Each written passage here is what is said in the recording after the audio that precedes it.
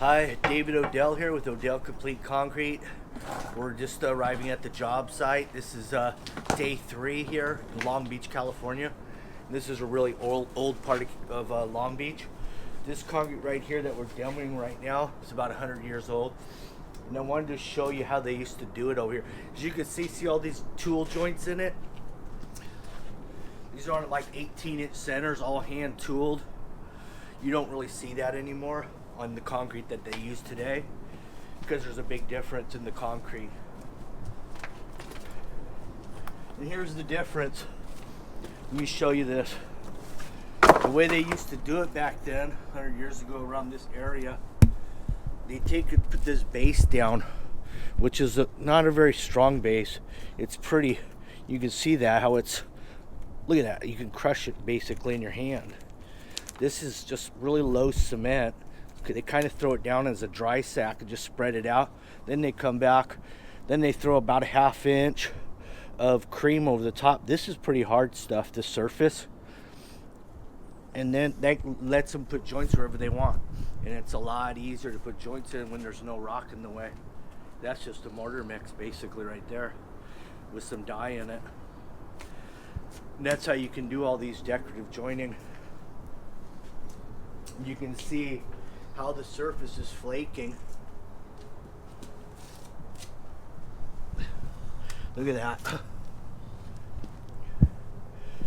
In some of the historic areas where you have to match this, because it's historical, you have to match whatever you remove. We're not in a historical area, thankfully. Otherwise, you have to match this whole scenario here, and it's not easy with the systems we use today compared to then. But it can be done when I've had to do it on a few occasions, but you know, the basic stuff is the way to go. Anyway, thanks for watching. See you later.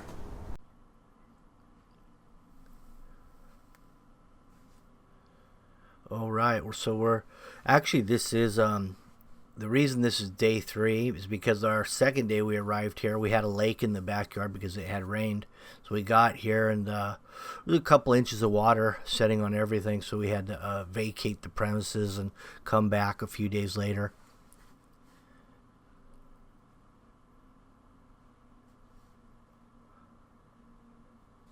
And it's still pretty wet right now, but it's still workable.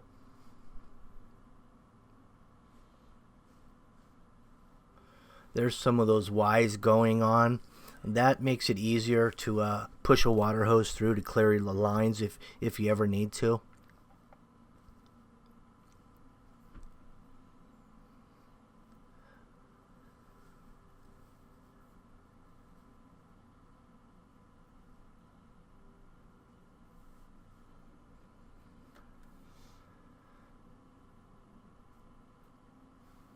Now, as we put these drains in the patio, we'll have to verify that they are perpendicular and parallel to the existing structures back here, because I want to put a joint right through the middle of these drains in both directions. So it's nice when they're all straight with the house when you do that. And what I'll do is I'll just take out the drain grate when I go to cut the concrete, and I'll cut all the way through the coupling. That way, if any water does go into that saw cut, it'll actually go into the drain through the saw cut below the top of the grate. So there'll be no standing water, in other words, in the saw cuts. All right, here we are. I'm setting up the steps. Basically, we're going to have 2 steps. We're going to have a landing and then 2 steps down to the patio. So this is the last step right here. This is the house, going to be the house side. The landing's right here in the middle. 3x3 landing here.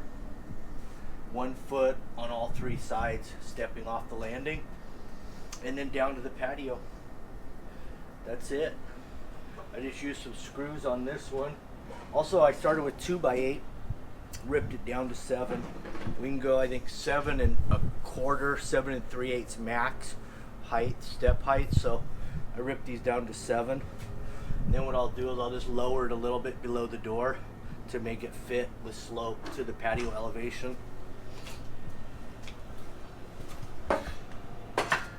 There it is right here.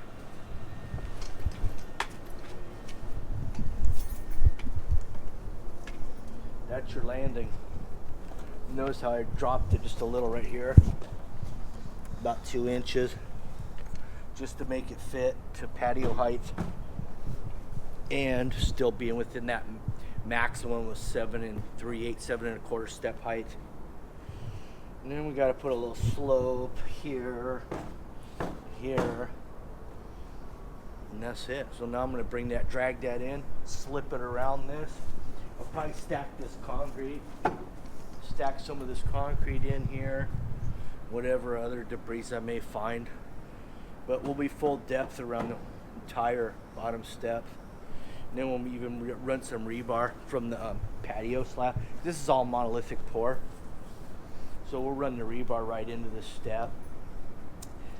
Then as you can see the drains here, there's 4 of them. And that also is going to be my joint pattern. So you can see the string lines, that's the joint pattern as well.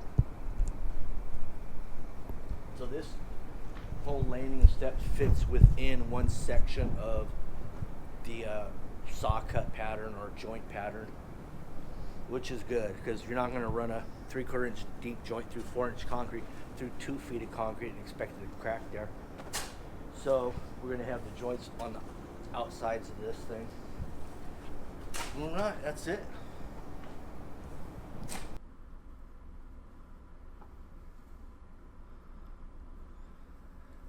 Right now we've just got these risers kind of running randomly on the height, and then what we'll do is once we get the backfill the pipe and compacted, then we can go through and start shooting elevations on those uprights, and we can cut them down, put the drain grate at the correct elevation.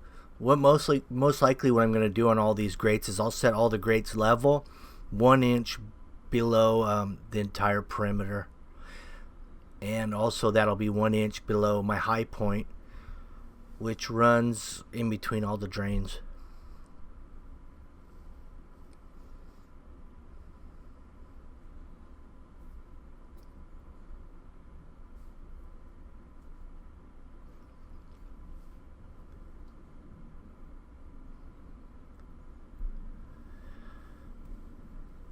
So I have a little spreader on the top of that landing that's going to hold it together so it doesn't spread apart when the concrete goes in there. Right now I'm checking the cross slope on it to make sure that it's level. We're going to want it level in that direction, but we will want a little slope away from the house.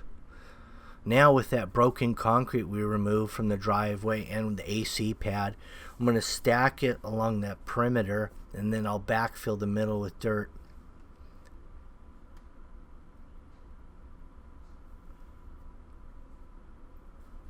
Now when we get into the rebar tying of this patio area at 2-foot centers, number 3, I'm going to go ahead and run them underneath that bottom landing or that bottom step, and then I'll bend them up and into the actual top landing. That way everything will be all one piece. The steps, the landing, the patio.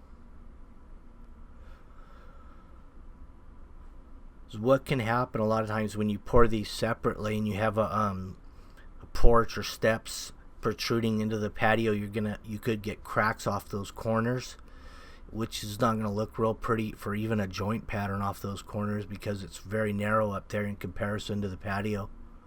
So this is the best way to do these. That way you don't have unsightly joint lines that don't make any sense other than crack control.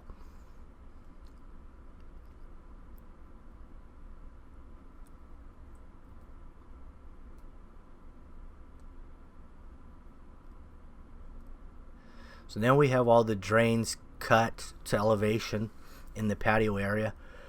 Now this drain over here will be lower than the driveway. This is actually probably going to be my lowest drain of all of them. This way when they take out the driveway, this whole back area can actually slope to that drain.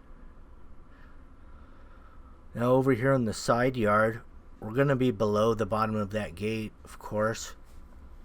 But we're not really interested in matching that brick.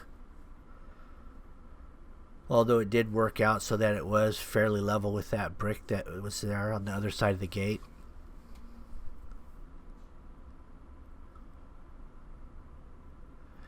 What we want, our main concern, is getting the concrete on the side yard to slope from the back to the front.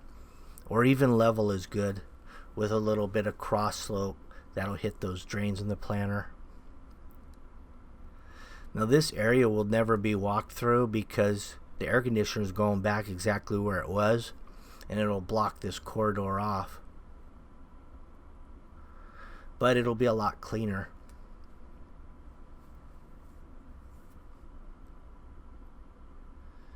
Now they had a double 4x4, and I think that's actually the one. The outside post is the one that's holding the fence up. That was an add-on because they had some movement, I suppose. So we can't remove that. We just have to work with that footing the way it is. Then I'm going to notch the 2x4 over it so I have a nice straight edge still, and then I'll chip off the footing right to the inside edge of that 2x4 just in case they want to remove it. They still could without damaging the concrete.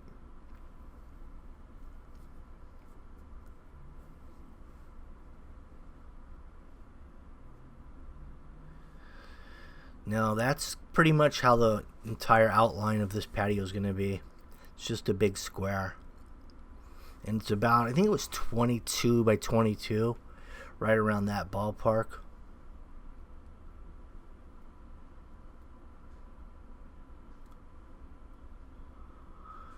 Now we were lucky our plate compactor fit through this side yard, because we did move a lot of dirt out of here. And it's not a main thoroughfare, so it's never been really compacted in. There's the atrium drains that we're going to use on that side planter area. These rebars are 2-foot spacing in both directions, and they're 3/8 rebar, also known as number 3. Also, when the concrete truck arrives here, I'm going to throw in some of my personal fiber mesh that I happen to have available on my storefront through my website.